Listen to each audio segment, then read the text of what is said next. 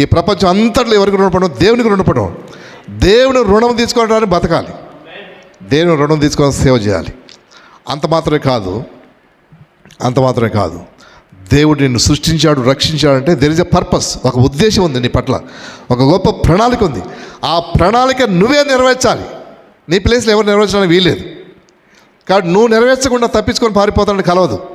కాబట్టి నువ్వు నెరవేర్చాల్సిన ప్రణాళిక, నువ్వు దేవుడు ఉద్దేశించిన పర్పస్ పూర్తి చేయాలి.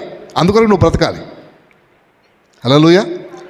అంతేగాని నేను చచ్చిపోతాను, ఆత్మహత్య చేసుకుంటాను, హత్య చేస్తాను కలవదు. ఎందుకంటే నీ ప్రణాళిక నువ్వే పూర్తి చేయాలి. నీ ప్లేసు ఇంకొకరికి ఇవ్వడానికి దేవుడు సృష్టించాడు. నీ ప్లేస్ నీదే.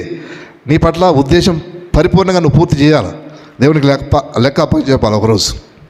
కాబట్టి క్రీస్తునందు ప్రియమైన వాళ్ళారా, ఇదేదో జరుగుతున్న పరిణామాలను బట్టి కాదు, ఒక విశ్వాసైన సేవకుడైన ఒక సంఘమైన నీ ఒక క్రీస్తు సైనికునిగా దేవుని కొరకు నిలబడాలి.